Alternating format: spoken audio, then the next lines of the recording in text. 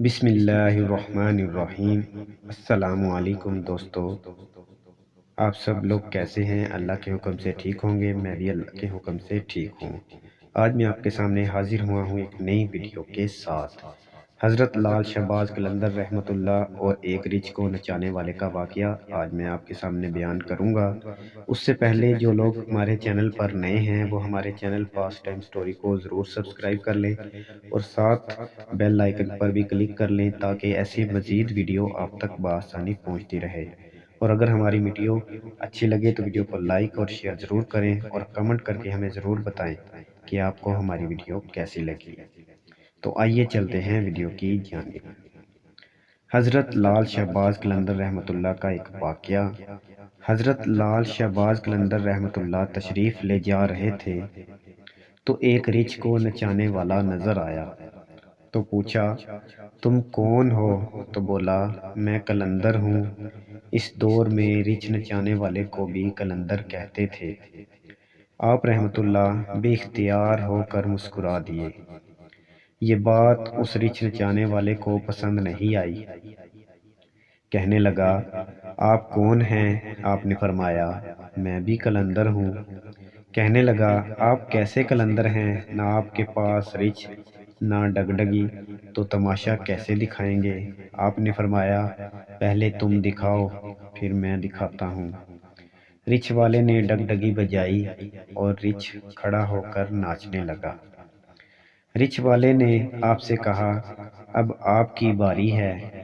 حضرت لال شہباز قلندر رحمۃ اللہ دو درختوں کی ٹہنیوں پر کھڑے ہو گئے اور رچھ نچانے والے کو فرمایا کہ نیچے سے گزر جاؤ، مگر یاد رکھنا آگے جانا مگر واپس کبھی مت آنا۔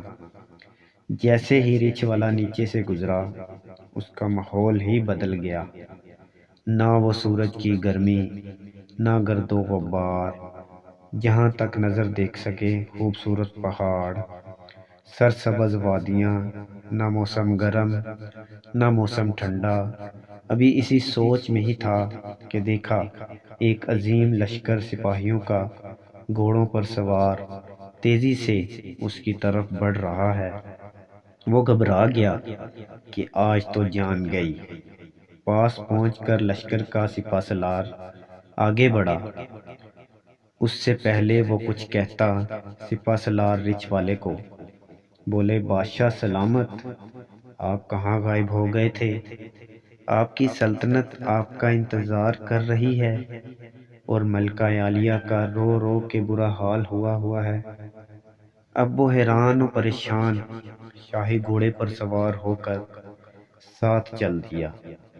جب محل میں پہنچا تو عظیم الشان عمارت دیکھ کر حیران ہو گیا اور حیران ہوتے ہوئے اندر داخل ہوا تو خوبصورت ملکہ گلا شکوہ کرتے ہوئے اس سے لپٹ گئی۔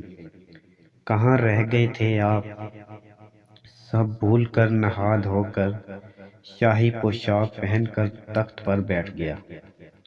اسی طرح سالوں گزر گئے، اس کے بچے ہوئے، پھر شہزادے بڑے ہو گئے، بڑھاپا آ گیا، جسم سے جان، منہ سے ذائقہ چلا گیا۔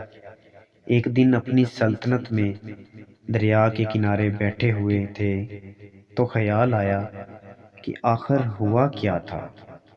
اسی جستجو میں وہیں پہنچا جہاں پر لشکر تھا تو دیکھا وہ درخت اب بھی موجود ہے۔